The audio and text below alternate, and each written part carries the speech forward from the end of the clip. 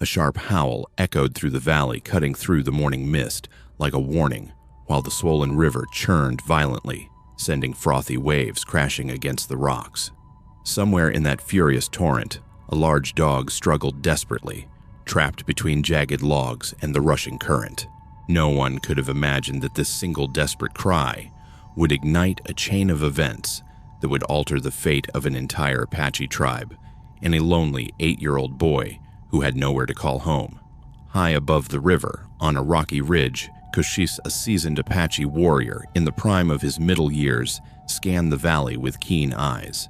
Known among his people for a rare combination of courage, intelligence, and unshakable resolve, he moved with the quiet confidence of a man who had survived battles and storms alike. Around him, a small band of Apache warriors followed silently, their horses steady even on the slippery, rain-soaked terrain. The land was alive with tension, each rustling leaf and crackling branch hinting at dangers both natural and human. Spring rains had swollen the rivers beyond their usual banks, transforming the calm waterway into a dangerous frothing ribbon of mud and debris. Any misstep could sweep a person downstream, in moments a cruel reminder of nature's indifference.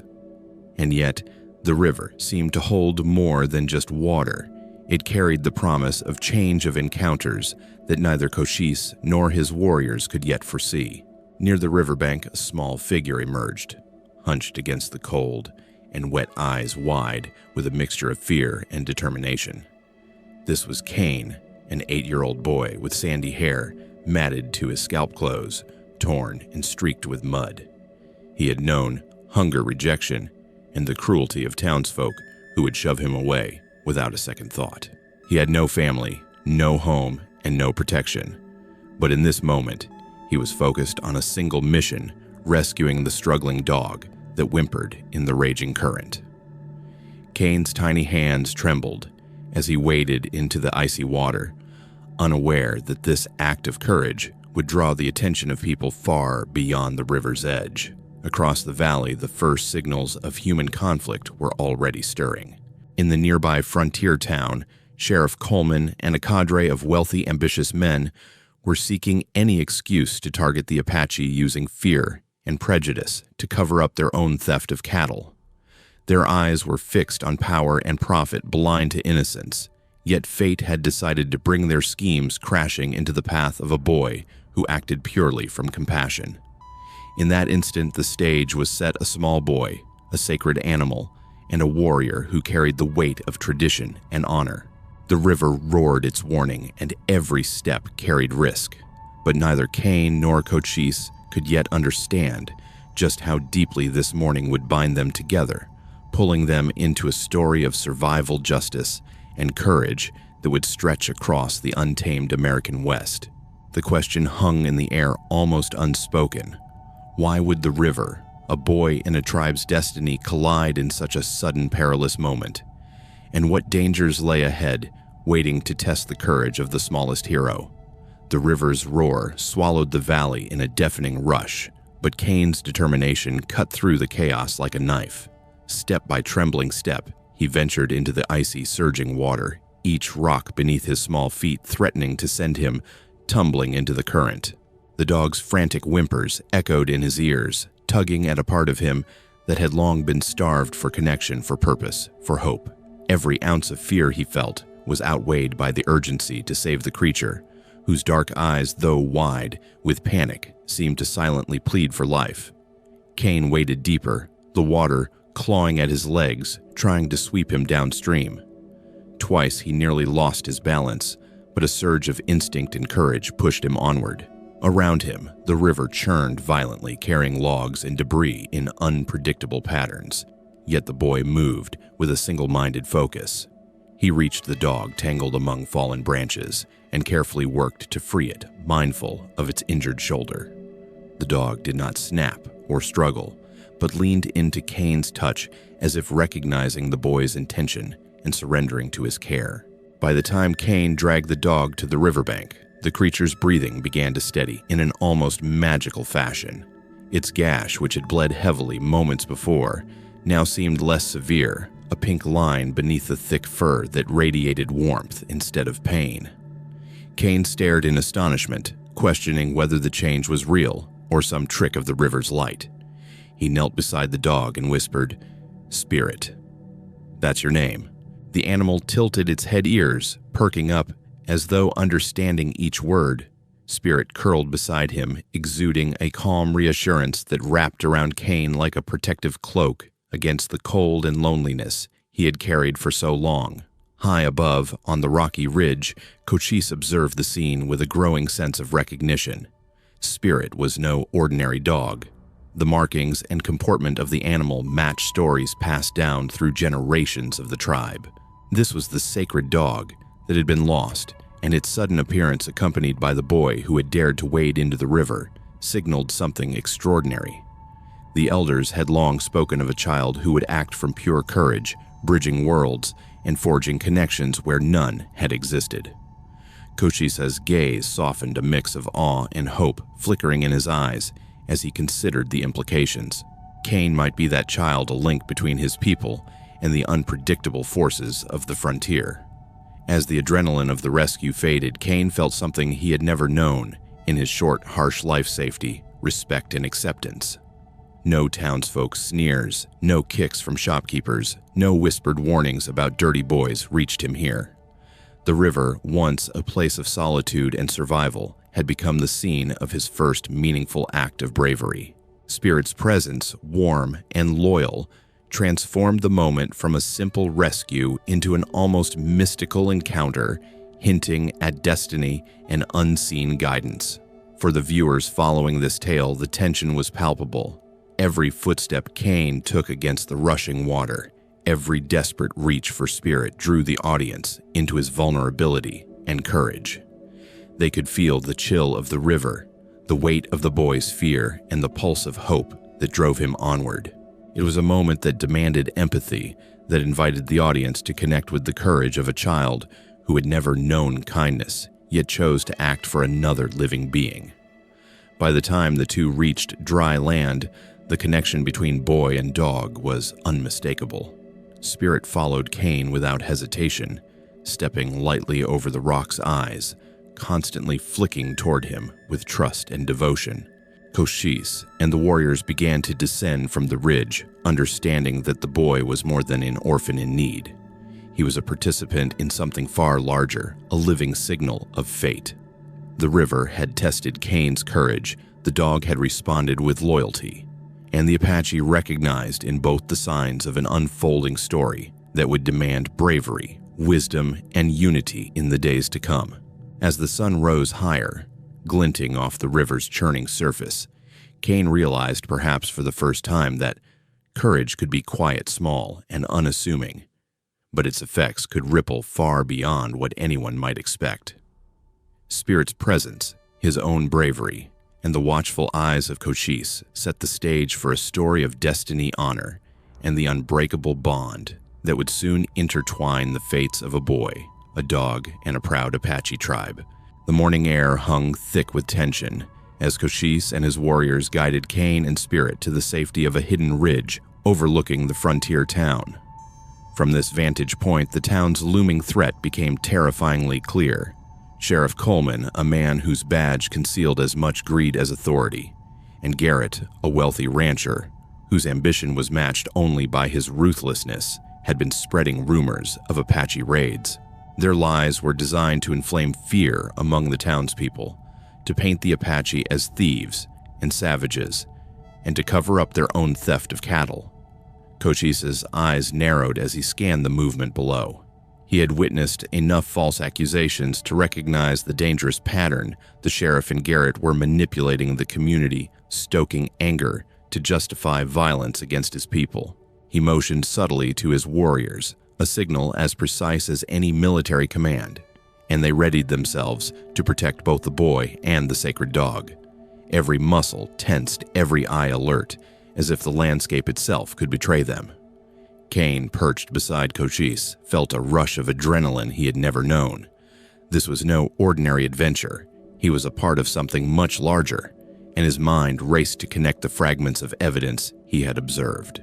The muddy tracks at Garrett's barn, the wagon marks leading away from stolen cattle, and the suspicious timing of the raids pointed to a single undeniable truth.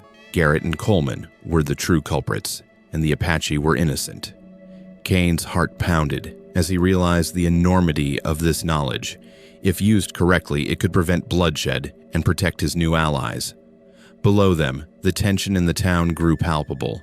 Civilians riled by fear gathered nervously near the sheriff's office, their whispers amplified by the rumors. Horses stamped and hooves clattered against the dirt, while deputies readied rifles, unaware that their fear was being exploited. Cochise assessed the situation with a calm that belied the storm, turning to Kane with a voice steady but urgent. "We must act wisely," he said. "Our people's lives and yours depend on strategy, not impulse." Kane nodded, feeling the weight of responsibility settle on his small shoulders. His eyes tracked every movement in the town, a shadow darting between barns, a glint of metal under the sun, the subtle shifts of men whose loyalty was bought with gold rather than honor. Spirit growled softly low, and warning drawing Kane's gaze to a rider attempting to flank their position. The dog's instincts, sharp and unerring, became an extension of Kane's own awareness, guiding his thoughts as he began to formulate a plan. The boy whispered to Cochise, outlining a strategy that was as bold as it was risky. They would use the ridge to their advantage, positioning Apache warriors to distract the sheriff's men, while Kane, protected by Spirit, secured the evidence hidden in Garrett's barn. Every detail mattered: timing, placement, and the careful movement of bodies and weapons. Cochise listened intently, recognizing the ingenuity in Kane's youthful mind. The plan demanded precision and courage. One mistake could ignite a deadly confrontation. As the day progressed, tension mounted. Townsfolk approached uncertain but eager to witness what they had been told was an inevitable clash. Rifles were raised, eyes narrowed, and the first shots rang out not in battle, but as warnings, each crack echoing across the valley like thunder. Kane felt his pulse quicken with each sound, yet he remained focused, moving deliberately, calculating every step. Spirit stayed close, nudging him away from exposed ground and signaling danger before Kane even perceived it. The standoff escalated further as Garrett and Coleman grew impatient, pushing their men forward to force an engagement. Cochise's warriors responded with disciplined precision, firing warning shots, positioning themselves strategically on the slopes, and using the terrain to their advantage. The Apache were outnumbered, but not outmatched. Every movement was deliberate, every position carefully chosen to protect the boy and prevent unnecessary bloodshed. Kane realized that courage alone would not suffice. Survival required intelligent strategy and trust in the instincts of Spirit and the wisdom of Cochise. He directed Spirit to draw attention to a flank of the approaching men, creating an opening for the warriors to shift positions without exposing themselves. The moment stretched taut, every second weighted with potential disaster. Yet Kane's quick thinking and unwavering calm in the face of danger inspired the Apache around him.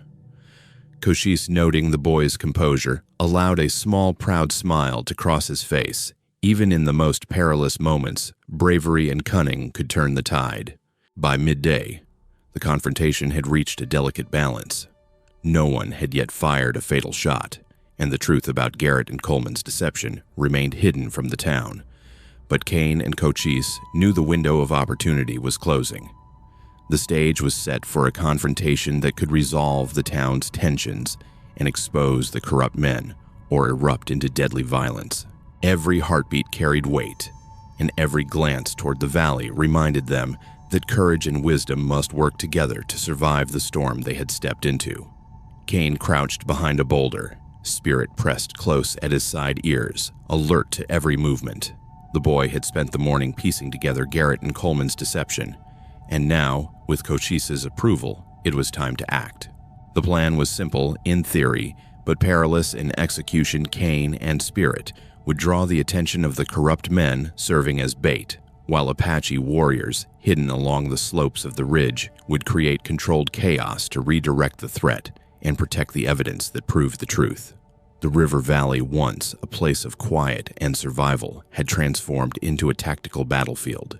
Spirit's instincts guided Cain with uncanny precision, alerting him to flanking movements and subtle shifts in the enemy's positions.